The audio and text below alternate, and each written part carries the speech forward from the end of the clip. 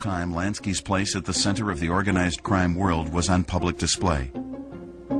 The investigation concluded for the mob tycoon with a Florida indictment for illegal gambling. Joseph Varon, who had now signed on as Lansky's personal lawyer, told his client to fight, but Lansky, afraid that he might have to testify against his friends in the mob, wanted to plead guilty. Meyer said, look, there's a way I can get out of this by paying a $1,000 fine. So let's pay a fine. I said, Meyer, but the other boys that are going to be indicted with you, you're giving them criminal records and you're giving yourself a criminal record. What's a $1,000 fine? Pay it. A year later, he was indicted again, this time in Saratoga Springs. Again, he avoided testifying by pleading guilty. This time a fine wouldn't be enough. Lansky spent 3 months in the county jail. Released in August 1953, he decided it was time to take his gambling racket out of the country. He went south, all the way to Cuba, where gambling was legal and mobsters were welcome. And in 1953, Cuba needed Lansky just as much as he needed a safe haven. Lansky had been dabbling in Cuban gambling for years, but now the Havana tourist industry was threatened by scandal. Many of the casinos were exposed as using doctored games to cheat tourists. To restore international faith in the Cuban casinos, President Fulgencio Batista turned to the one man whose reputation for running a fair game was impeccable, Meyer Lansky, and offered him a job as gambling czar. The little man took the job with gusto and told the other casino operators, clean up or get out. With Lansky at the helm, Cuban tourism exploded. Lansky invited his mafia pals to invest, and many did. The Americans were pouring in there, other nationalities were pouring in there. Meyer made a fortune. Lansky made sure he stayed in the good graces of President Batista. I know that every time Meyer went to Cuba, he would bring a briefcase with at least $100,000. So Batista welcomed him with open arms. And the two men had such an affection for each other. Batista really loved them. I know because he brought, I guess I'd love him too. He gave me $100,000 every time he saw me. Lansky rented a third home in Havana. He ran one major casino of his own, the Nacional. There he resumed his traditional role, the quiet commander, pacing the casino floor and watching the dollars roll in. And you could almost get the sense of people turning and looking and knowing who he was and not saying anything to him, but sort of like the Red Seas party. People don't have to tell you, you just, you know, who's who. And he was somebody. At the Nacional, Lansky was fussed over by the staff, including waiter Jorge Fernandez, and constantly protected by a team of bodyguards. They would be reading the Havana Post, a newspaper printed here in Cuba. But across their laps they had a little Smith & Wesson, a little revolver you could not see.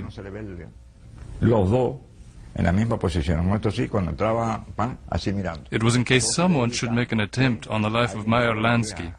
That was who they were protecting.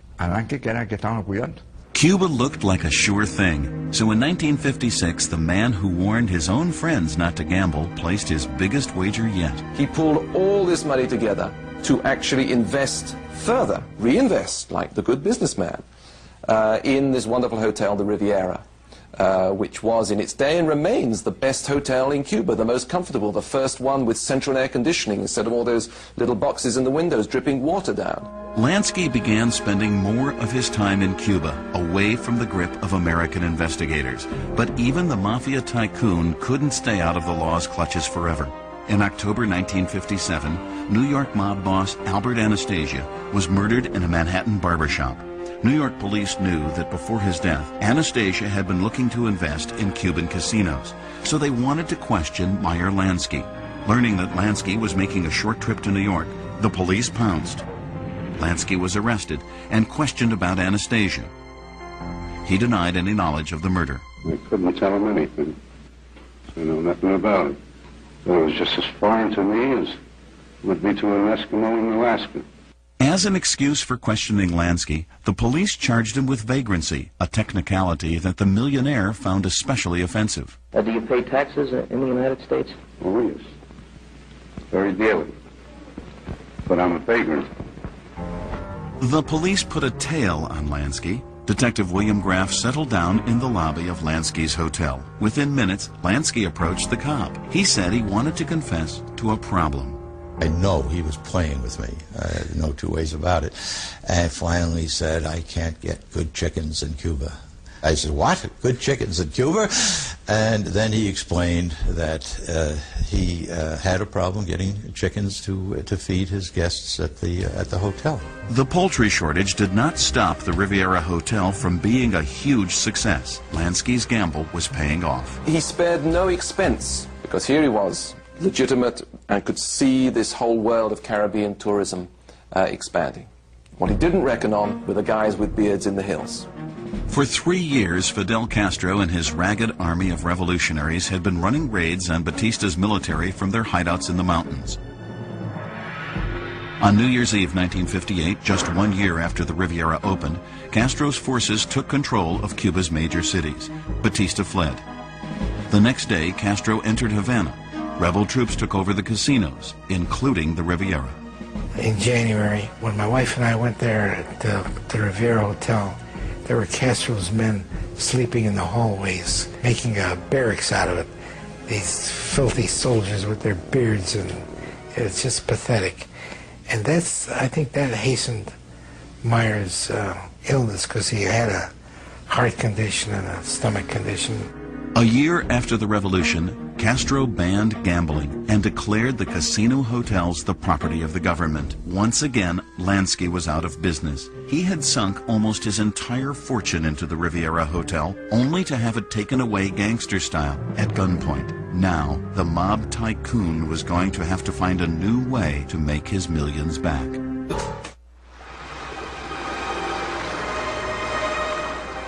After Fidel Castro took over Cuba and evicted the American gangsters from their casinos, Meyer Lansky was at the lowest point of his career. Gone were the millions he had invested in the Havana Riviera Hotel. While he was delighted by the arrival of his first grandchild, respectfully named Meyer II by Lansky's son Paul, his health was deteriorating. In 1962, he suffered a serious heart attack.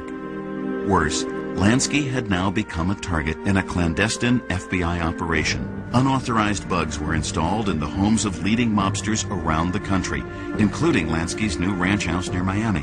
One night, the agents overheard Lansky remark to his wife that organized crime was, quote, bigger than U.S. Steel. That was precisely what the Feds suspected. They saw Lansky as the chief financial officer of a vast, secret mob corporation.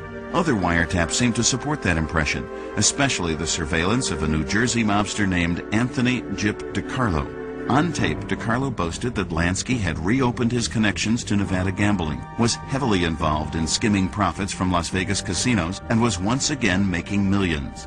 But Meyer was still safe from arrest. Since the bugs were unauthorized, the Feds couldn't use the evidence against the mob tycoon. The FBI had to watch as Lansky went about his daily life, strolling through Miami Beach, having coffee in the afternoon, and going to clubs at night. One act he saw over and over was Jewish comedian Jackie Mason, who came frequently to Miami to perform. I couldn't get over it that this top man from the whole mafia is following me around. I knew he wasn't trying to kill me, so I figured he must be enjoying my act. After shows, Mason would join Lansky and his friends at their table. He loved the power. I could see he loved the power, because when people sat around him with that worshipful look on their faces, you could tell that he knew he was the boss, and he acted it. I used to say to him, how much money do you really have? I'm sweating by my life, I'll keep my mouth shut.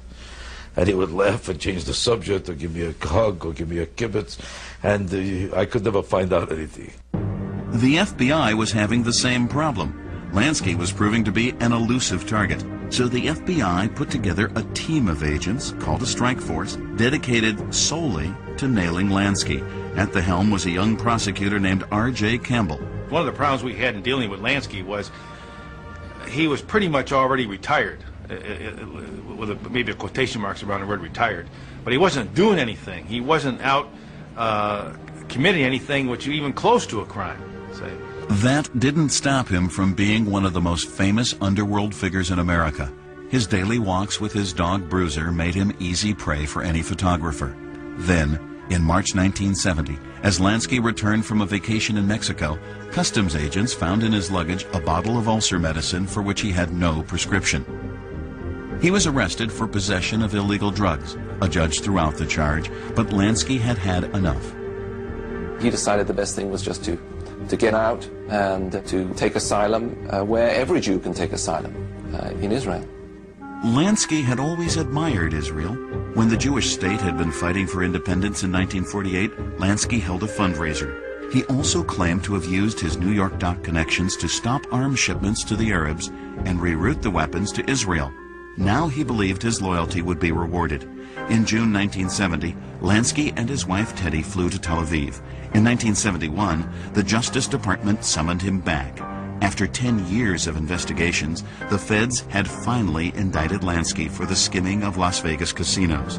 In Tel Aviv, Lansky was unconcerned. As he had planned all along, he applied for Israeli citizenship. But at the worst possible moment, Lansky's gangster